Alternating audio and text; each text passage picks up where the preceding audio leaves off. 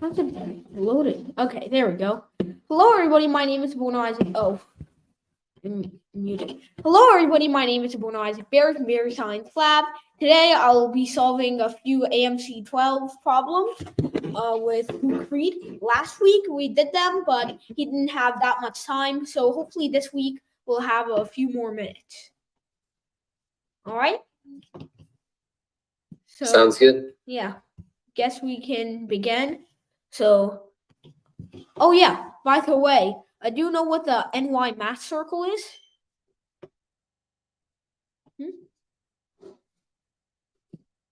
Oh, can you hear me? Oh yeah, I can hear you. Oh yeah, you know what the Wait, what? NY? The NY math circle? Yeah. I haven't heard of it, no.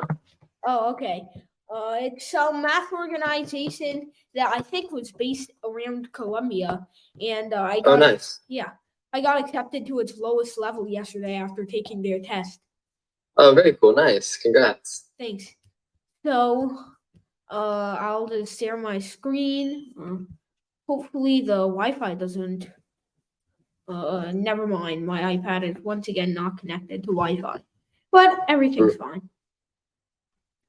Good. Yeah, don't mind that. So, which problem should we do first? Okay, let's start with 2022 AMC 12A. Let's see. All right.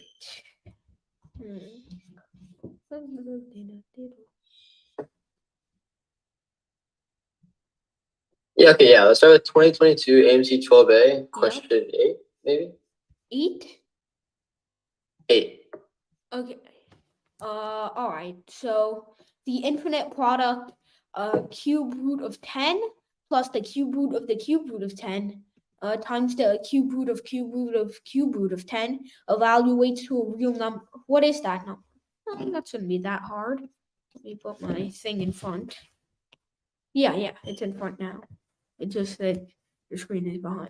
So, 10 to the 1/3, I think, times 10 to the 1/9 times 10 to the 127th, etc. That's 10 to the 1/3 plus 1/9 plus 127. So, which I'm pretty sure is equal to this minus 1. So, should be 10 to the 1/2 or root 10. Let me see if that's one of the answer choices. That is one of the answer choices. Oh, yeah, A. And it is the right answer choice. Oh, nice. Good. All right. Okay. Let's try question 11. All right. What's the product of all real numbers x such that the distance on the number line between log 6x and log 69 is twice the distance on the number line between log 10 and 1? Let's bring up my window. So I think it said log 6x and log 9, log 69 is twice the distance from, on the number line between log 610 and 1, right? All right. Wow. Okay. That was spicy. All right. So it's basically saying log 6 of 9 divided by x, or maybe log 6 of x divided by 9, indicates that x is greater than 9, is 2 times log 6 of 10 minus 1. I'm pretty sure log 6 of 10 is a little higher. Log 6 of 10 minus log 6 of, 6. So this is log 6 of 10 over 6. So I'm pretty sure it's 5 over 3. So log 6 of x over 9 is equal to log 6 of 25 over 9. So this is in the case where x is greater than 9. And in the case where x is less than 9, we get this. So this one, x is 25. And for this one, x is, I'm pretty sure, 81 over 25. So their product should be 81. Oh, not this one. Let's bring up this. Yeah, so. And yeah, that is the right answer. All right, nice. Nice, good job. Thanks. Okay, cool. Let's see if we can get a bit harder. Let's try 15. Okay. The root of the polynomial, oh god, oh no. 10x cubed minus 39x squared plus 29x minus 6 are the height, length, width, and width of a rectangular box. A new rectangular box is formed by lengthening each edge of the original box by 2 units. What is the volume of the new box? So, don't quite know how to factor a cubic, so going to have to try to make the best of it. X minus b times minus c equals 0. What was that long thing they mentioned? Oh, it's equal to 10x cubed minus 39x squared plus 29x minus 6. Okay. So I guess I can try distributing. This one is obviously x squared minus bx minus ax plus ab. Then we have x minus c equals 10x cubed minus 29x squared plus 29x minus 6. So let's see. X cubed minus cx squared minus bx squared plus bcx minus ax squared plus acx. Man, I am making so many bad decisions right now. Minus abc is equal to this. That's a little I'm a little skeptical of this approach. Okay. No, not this one.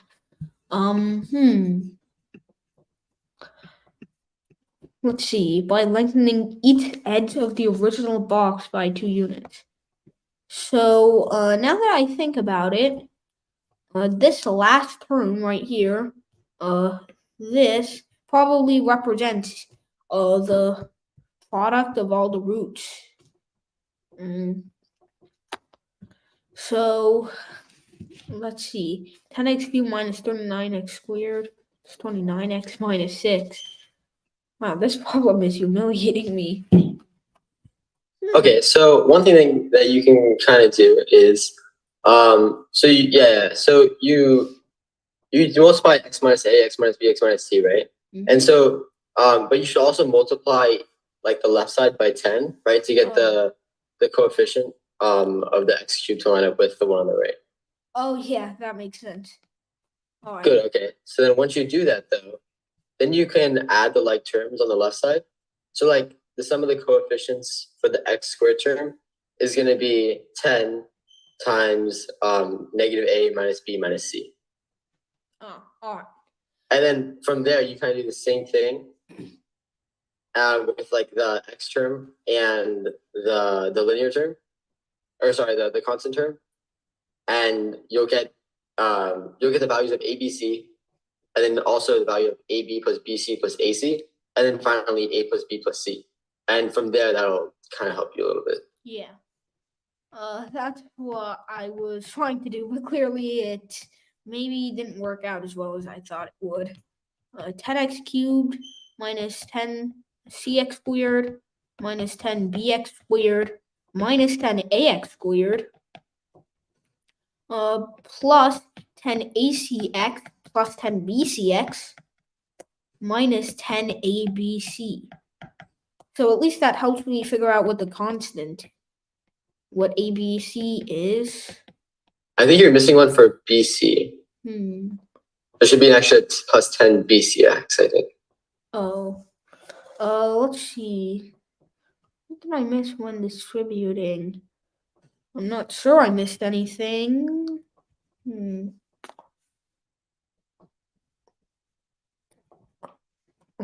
If you multiply the second term of the first thing and the negative c on the right, that should get the plus bcx. Oh yeah. Yeah. I wrote that down here, didn't I? Yeah. Okay, so you have the bc, you have the ac, but you're missing the ab then. Okay. Yeah. Don't know how that one went missing, but let me just move this fella over.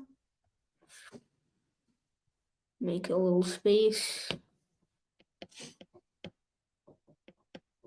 Good. Okay. So now we at least know that ABC is equal to 6 over 10. All right. I guess we can cancel out these 10x cubed on both sides. We get that minus 10 times c plus b plus a x squared is equal to minus 39. So, minus 39 x squared. So c plus b plus a, probably a plus b plus c, 39 over 10. All right. What else do we know? 10 times AB plus AC plus BC is equal to 29. So AB plus AC plus BC is 29 over 10. And that's basically all the information that I can gather from here. So what they're asking is, what would happen if I took A plus 2 times B plus 2 times C plus 2? Well, I guess let's find out. FOIL is giving me anxiety, so I'm going to use the box method instead.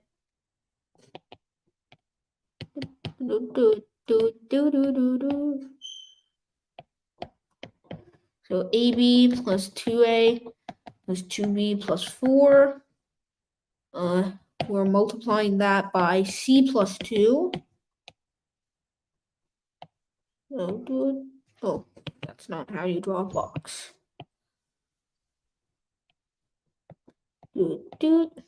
So we have AB, 2A, 2B, 4, C, and 2.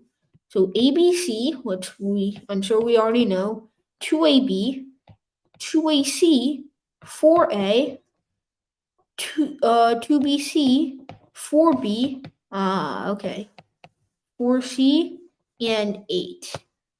Pretty sure this is worked out perfectly because now we have ABC plus 2 times AB plus AC plus BC plus 4 times A plus B plus C plus 8. And we already know all of those little variables. Where did I write them down? Oh yeah, there. So ABC is 6 over 10. This thing is just 29 over 10. And A plus B plus C, I'm pretty sure was 39 over 10 or something. Yep. All right, so that worked out. So we get 6 over 10, which I'll just reduce to 3 over 5. So 3 over 5 plus 29 over 5, plus, let's see, 2 times 39 is 78 over 5 plus 8, which I'll just write as 40 over 5. So, what is the volume of this new box?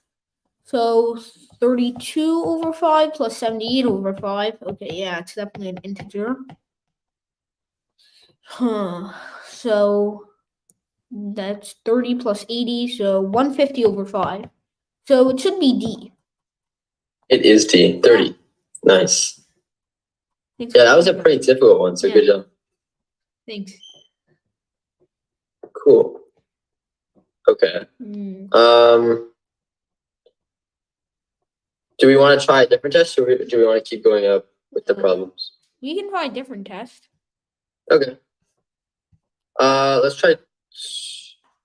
What about 2022 AMC 12B? Okay. B. Okay. So which one should we do first? Hold up. Let me pull up the test real quick. All right. Okay. Well, let's start with 10, the geometry. All right. Regular hexagon A, B, C, D, E, F. That's not a regular hexagon. Has side length 2. Let Z be the midpoint of AB. Let H be the midpoint of DE. What is the perimeter of GCHF? Well, that shouldn't be that bad. So A, B, C, D, E, F. Let's use this. So what did it say that was? Oh yeah. G is the midpoint of AB and H was the midpoint of DE. They were asking GCHF, if I remember correctly. So they're asking for the perimeter of this quadrilateral right here, which I can already tell is some sort of either rhombus or parallelogram. So let's see. If this is 1, this is 2, and this is 120, pretty sure I can very easily calculate this with law of cosines.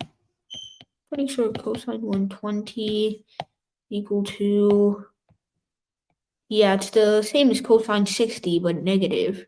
So minus 0.5. So if I have c squared is equal to a squared plus b squared minus 2ab cosine theta. So that means c squared is 1 plus 4 minus 2 times 2 times negative 0.5.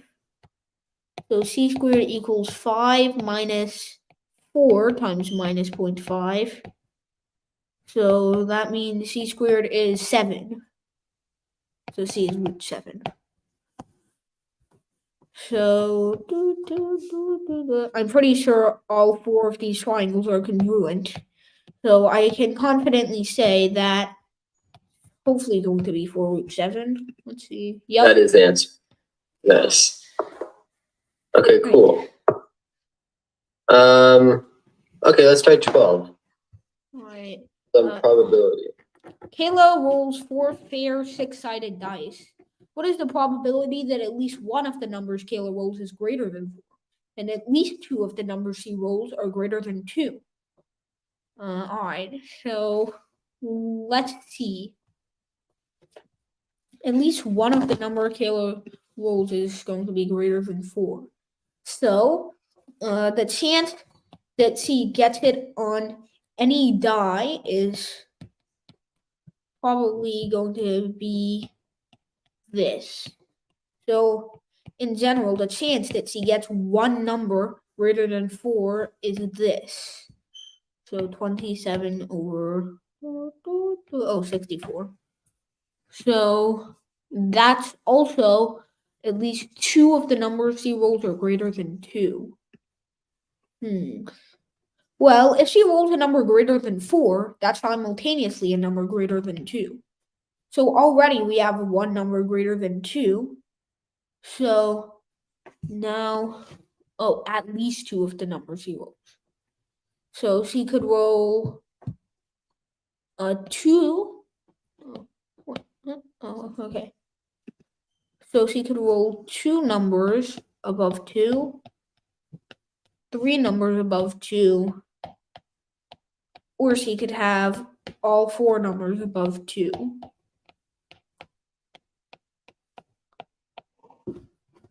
Of course, all these numbers have to be between 2 and 4 because only one of them can be above 4. So 27 over 64, that's the chance for getting 1 over 4, times Well, we need one between 2 and 4, which is going to be 4 times 1/3. Oh, no, that can't be a probability.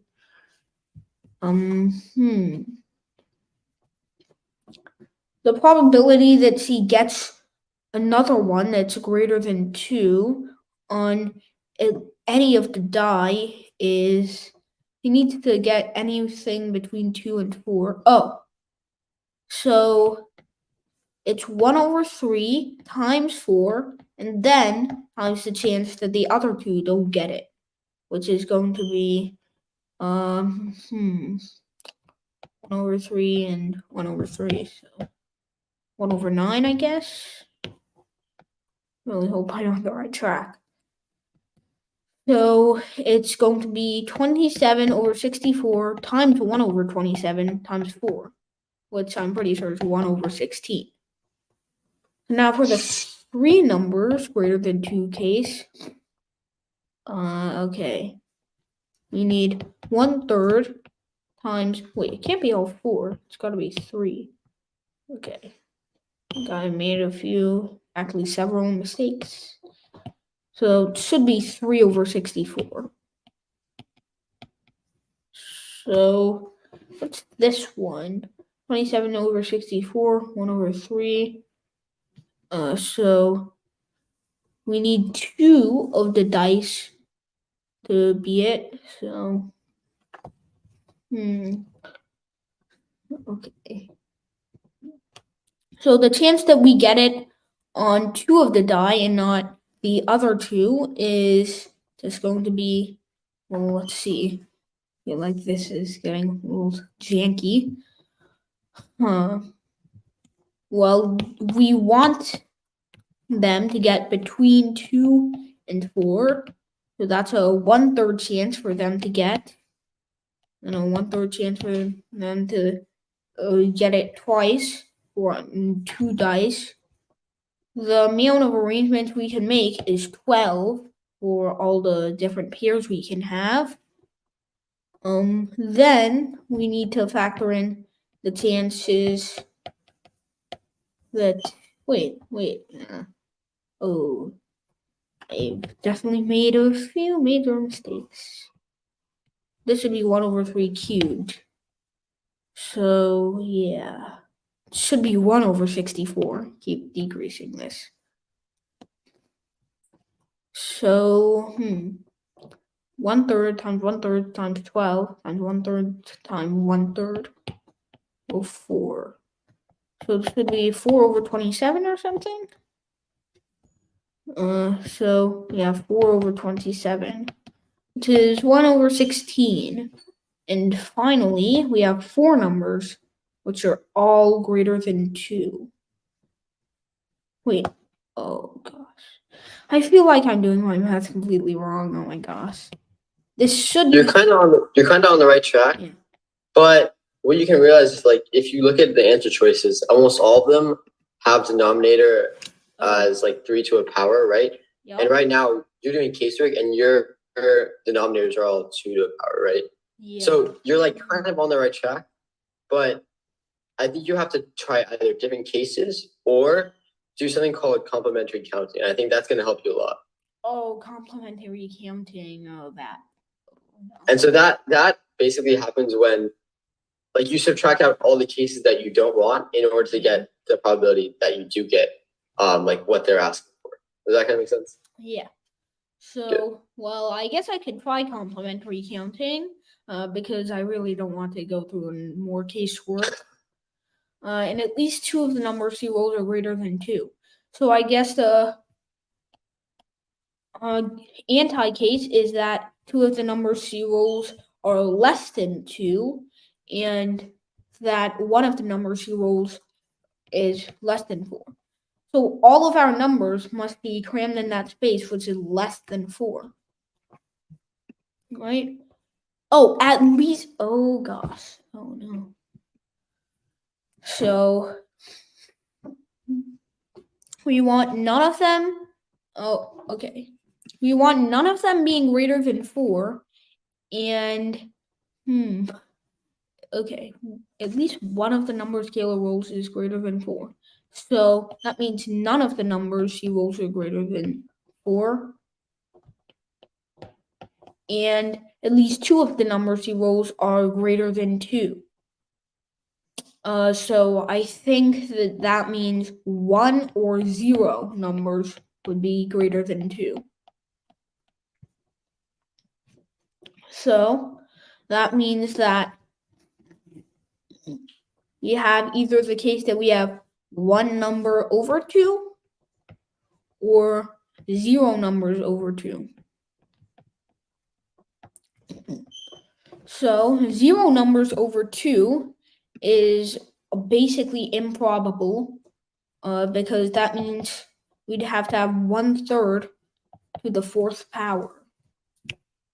Right? So that would mean, 1 to the 81. 1 over 81.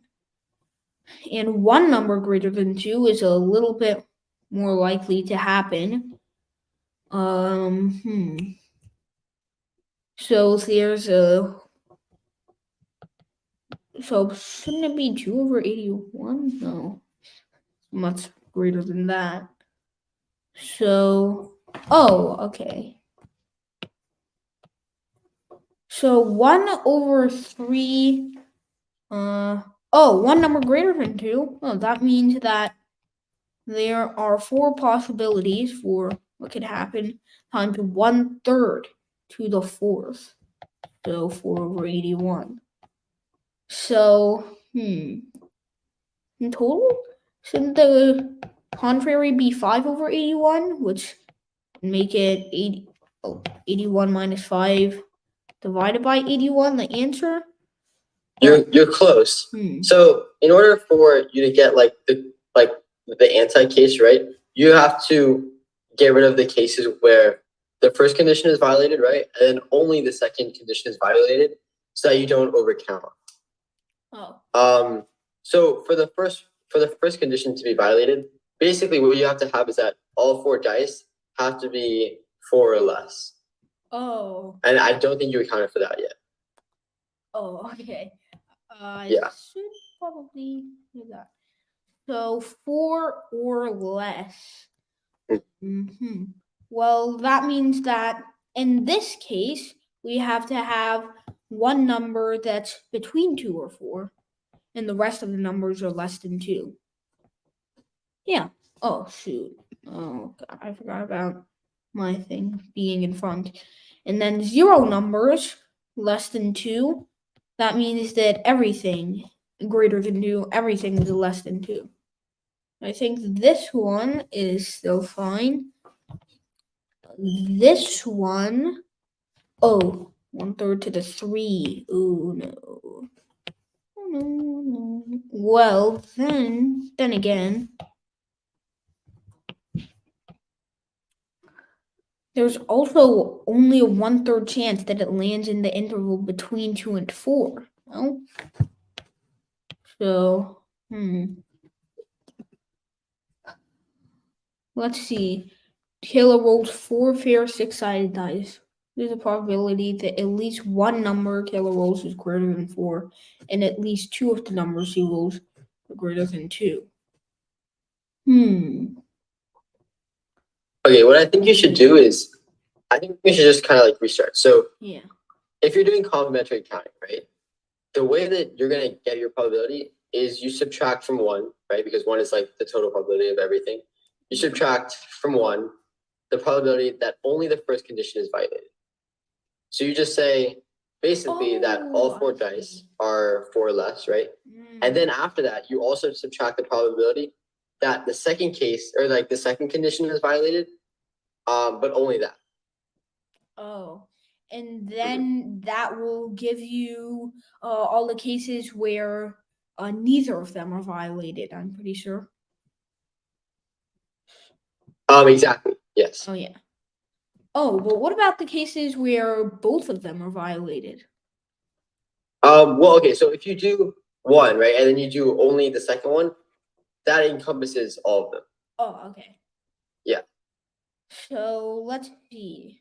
So Because you're just counting like the ones where both of them are violated once, and that's what you want.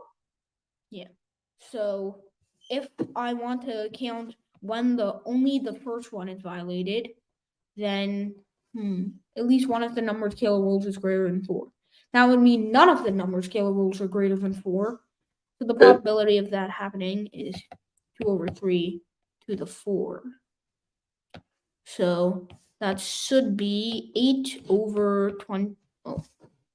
So the probability of that happening is 8 over 81. Close. To the fourth. Not to the third. Oh. Oopsies. I knew it looked too small. And the second one, at least 2 of them are greater than 2. That means that only one of them is greater than 2, or 0 of them are greater than 2. So 0 of them are greater than 2. It's this case. And if one of them are greater than 2, and that's this case. Let's see. 1 over 81 plus 8 over 81, which is exactly 1 over 27. Wait, no, 1 over 9. Close. You're almost there. But remember, you don't want to overcount the cases, or like you don't want to overcount the cases where both of them are violated, right? And so when you're doing the second case, you want the second condition to be violated, right? But you want the first condition to be fine. And so basically what that means is that one of the 4 dice, right? It has to read 5 or 6, right? Which means it has to be greater than 4. Well, the last 3 have to be 2 or less. Okay. So because remember, you still want to satisfy that first condition. All right. So that means that we have even smaller chances then. So that means when we have 1/3 chance times 1/3 cubed for this to be greater than 4, and then there are 4 possible dice that can be this way. So in total, it should be 4 over 81. So yes, the total complementary should be 20 over 81. So the total should be 61 over 81. And that's the answer. Wow, nice. That was tricky. Yeah, that one is pretty tricky. I always get a little confused with the complementary counting as well. So, but nice. All right.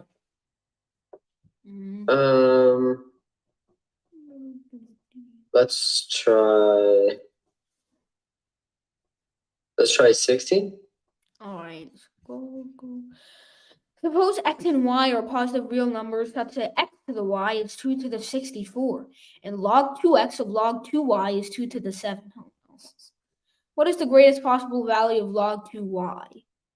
All right, so let's just write those statements down real quick. I know this is going to be the most hair-pulling problem I've done in a while, but it's fine. Log 2y equals 2 to the 7. All right. Let me just remember the basic rule about logs. If log a of b is equal to c, I put it, then a to the c equals b. So I know, let's just arbitrarily say log 2 of x is a. Then I'm pretty sure that 2 to the a is x. And likewise, if I said log 2 of y is b, then 2 to the b is suddenly y. So now, if I have a to the b is 2 to the 7, x to the y is 2 to the 64, and to relate them, 2 to the a equals x and 2 to the b equals y. So I guess we could plug both of those in here, which would give us 2 to the a, 2 to the b equals 2 to the 64. Might be a little sick, I don't know. So 2 to the a times 2b equals 2 to 64. And we were looking for the least possible value? Oh no, the greatest possible value. Well, I'm pretty sure that in this situation, the greatest possible value of b is 6, and that is where A is 1. So in that case, Y would be 64 and X would be 2. So I'm pretty sure it should be, oh, never mind. There are definitely answer choices above that. So let's see. Why is my screen darkening? Okay. So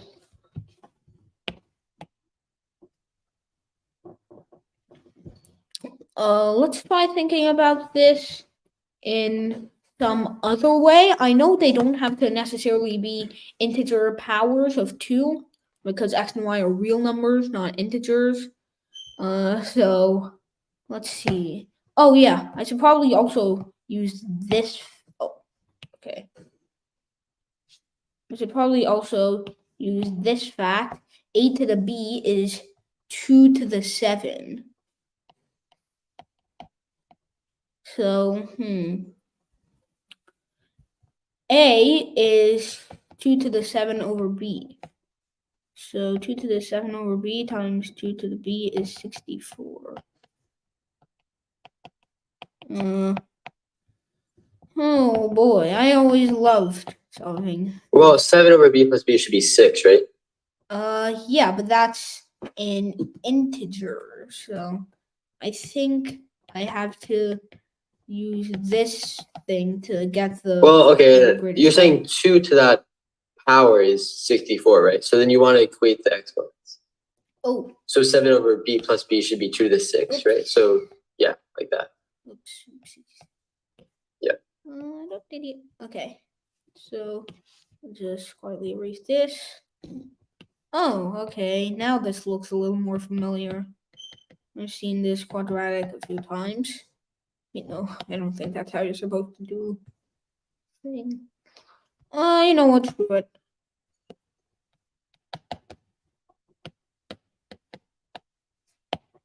Over 2a, I'm pretty sure. Which is just 2. So that gives me 6 plus minus 36 minus 28 is just 8 over 2, which gives me 6 plus minus 2 root 2 over 2, which is just 3 plus minus root 2. And since we're looking for the greatest value, oh, okay, that's not good. I wonder where I slipped up because this is only about 4.14. I think you're right there.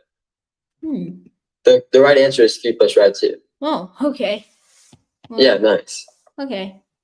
I think some of the arithmetic got messed up with the 6. Like when you got 6 as the answer. Yeah. It's because but yeah, 3 plus rad 2 is the right answer. So good job. Thanks. Cool. Okay.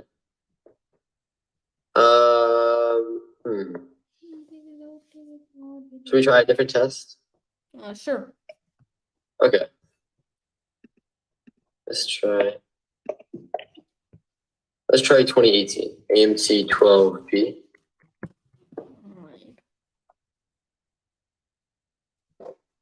And let's try question 9. Okay. What is sigma I equals 1 to 100, sigma j equals 1 to 100 of I plus j? So I guess what is the sum of the combinations of like every number from 1 to 100?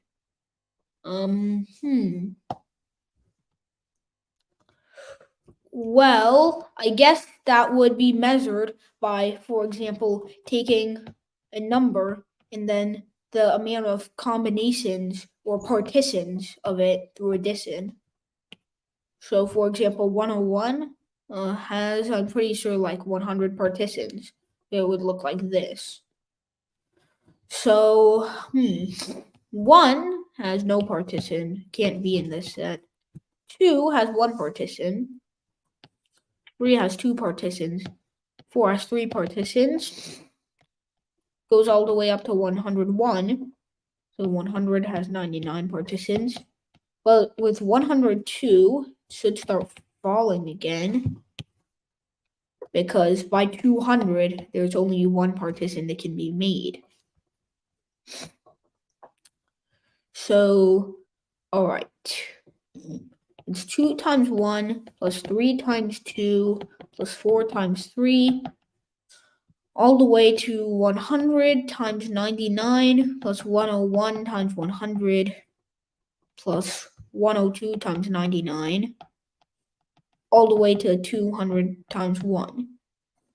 Now the real problem here is how am I going to... Oh wait, actually no. That's 202 times 1 plus 202 times 2 plus 202 times 3, etc.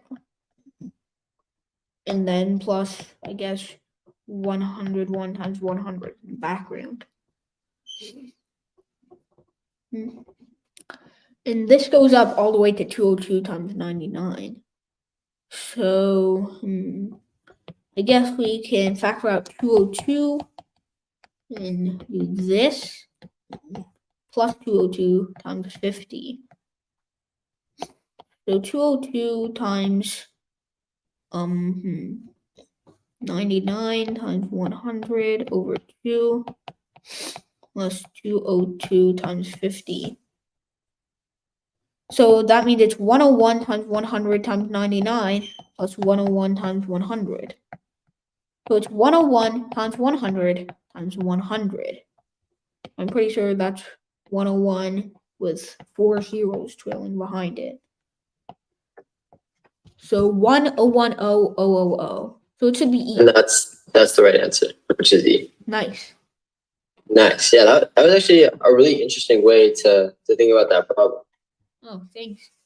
The way that I would have done it is like start writing out the first few terms. So like 1 plus J, 2 plus J, 3 plus J. Right, and then add up the 1 plus 2 plus 3 all the way to 100, and then combine the J's, and then do each of those separately. But this is a super clever way. So yeah, good job. Thanks. Cool. Wow, this is a... Should we try number 12? Sure. Okay, let's try that one. Side AB of ABC has length 10. The bisector of angle A meets BC at D. Oh, I should probably draw this. So side AB of ABC has length 10. The bisector of angle A meets BC at D. And CD is 3. So let's draw BC. So let's assume I know this line is the angle bisector. That makes this, yeah. I'm just looking at the thing. Set of all possible, oh gosh. What is m plus n? So what is the sum of the min and max length of AC? All right, so whenever they talk about the angle bisectors, you have to use the angle bisector theorem. Something I've learned through a few hardships. So if I remember correctly, the angle bisector goes something like, it's not the angle bisector, A times AX BY, A times X equals B times Y. So in this case, I don't know, let's call this A, let's call this B. Do they tell us anything else? Dang, they don't? Okay. Pretty sure 10 is supposed to be the longest side. So, let's call this X. Let's call this Y.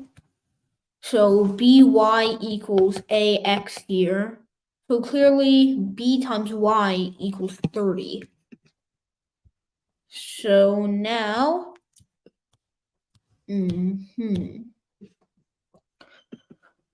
so what else can I do?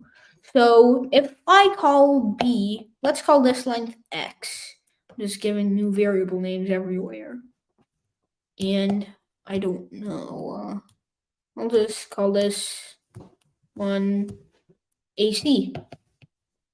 So AC plus BD which honestly looks like quadrilateral diagonals. AC plus BD. Well, no, we're not really trying to look at it.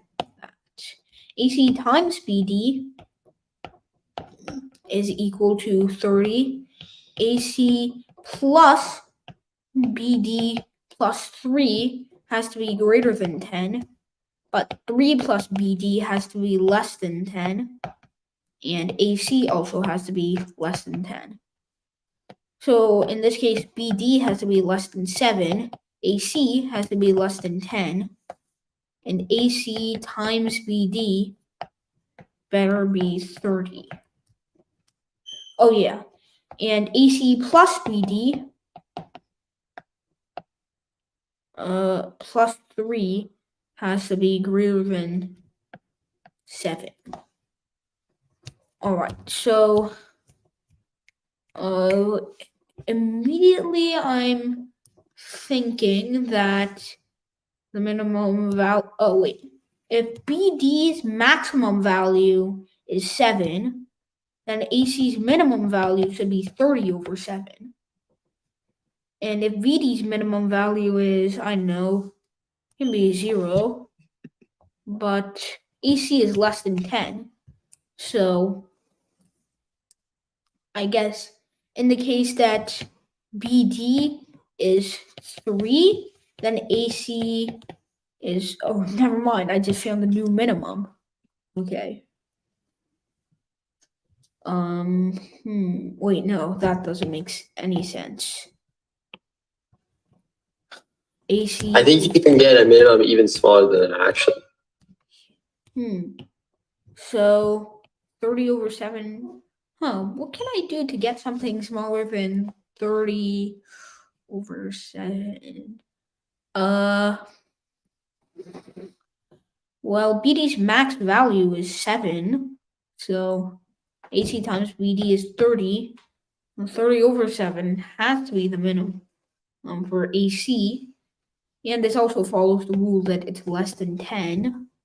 And it also follows the rule that adding this one and the other one gives you something greater than 7. So you can't think of anything smaller than it. So it might be 100 over 7. Oh, never mind. Okay. So what can I do to get a minimum smaller than that? Think about if, actually, Let's see. Let's try x plus y. No, it has to be an integer, man. Okay. So x plus y is greater than 7. X is less than 7. No, y is less than 7. X is less than 10. Well, obviously, okay. And xy equals 30.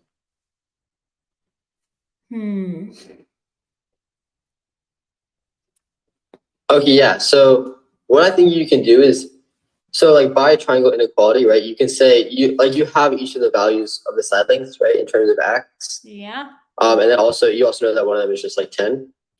Right? 10, yeah, 10.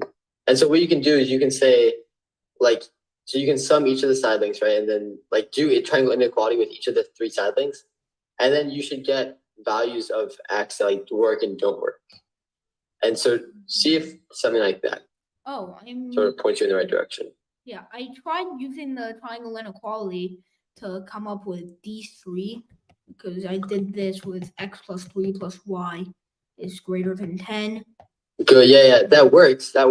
But then y is 30 over x, right? Yeah. So then solve for x with that. Oh yeah, that's probably a good idea.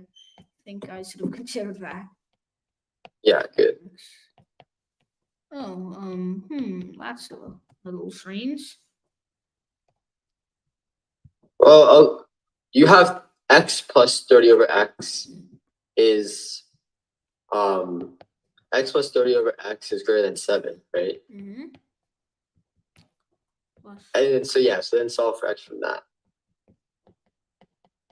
There you go. All right. So, do it. Oh, I just realized this one has imaginary roots. So yeah, I can't. Yeah. Okay. So no values of so like basically you're not going to get any good values from that. So then do the same thing with the other ones though, because your side lengths are x, right? 30 over x plus 3 and 10. So do it with like, for example, you could do 30 over x plus 3 plus 10. Oh. Yeah, 30 is greater than x. Is greater than x. And that my iPad's been broken. I don't know. Okay, so 30 over x plus 13 is greater than x. And that gets me yet another one. No. So 0 is greater than x squared minus 13, x minus 30. So let's just flip this equation around.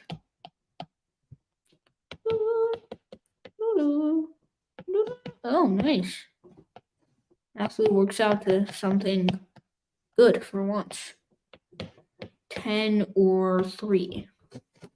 Good. Okay, so as of now, your endpoints are 3 and 10, right? Yeah. But then let's do it one last time with your other side lengths, which are going to be 10 plus x, right? Has to be greater than your last side length, which is 30 over x plus 3. Over x plus 3. That's got to be greater than y, right? Well, oh, no, sorry. It's 10 plus x has to be greater than 30 over x plus 3. Oops. Yeah. Plus 3. I'll just subtract 3 from both sides very quickly. Oh, this is the same one before that led me to the indeterminate one, so can't quite really do anything with this. Oh, wait, is it? Yeah, I'm pretty sure it was, right? Yeah. I don't. Yeah, Oh. same fellow. Except this time it's positive, and that time it was negative. Wait, Yeah, no. yeah, yeah. Oh, wait, So wait, no. Oh, yeah, that one should work. I just realized. Oh my gosh, I'm dumb. This is 49 plus 120 because of the negative. Yeah, that one works. Oh, all right. But does this give me the same endpoint? Well, obviously it can't be negative, so the only possible value I'm getting from it is 3. So yeah, our endpoint should be 10 or 3. So it's 10 or oh. I think for the second case we were a bit off. It's gonna be 10, right? So 10 plus 30 over x plus 3 30 over x plus 3 is greater than x. All right, so 13x minus 13x minus 30 is less than 0. Yeah. Oh, 13 plus minus. Okay. Wait. Oh gosh. Wait a second.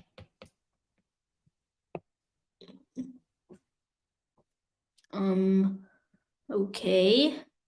I'm a little skeptical. I think this is right so far.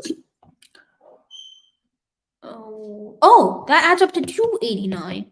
Oh, I thought that added up to some non-perfect squares. Okay. So the max is 15, and yeah, I can't do the min. Good. And so right now your so your max is 15 and your minimum is 3, and so the final answer is 18. Nice. Wow. Great. Okay. Yeah, that was a pretty cool problem. Yeah, that was. It was a bit of geometry and a little bit of algebra too, so that was cool. Wow, I love triangle inequality. Yeah, that was fun. I do actually have to go. Oh. But it was so nice solving problems with you today, and I look forward to solving them next week as well. All right, thanks. Yeah, no problem. Have a nice day, guys. All right, bye. Bye. Thank you everybody for watching. I'm just going to end the meeting. So yeah. Fall in love with math and science, guys. Bye.